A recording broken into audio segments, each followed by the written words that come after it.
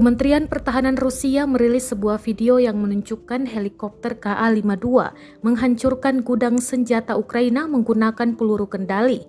Menurut pejabat pertahanan Rusia, mereka menggunakan helikopter yang dilengkapi sistem rudal anti-tank dan mampu menghancurkan target sambil terbang.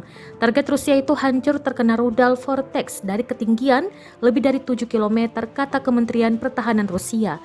Ia menambahkan operasi itu selesai tanpa pesawat harus menyeberang ke daerah yang dilindungi oleh pertahanan anti pesawat Ukraina.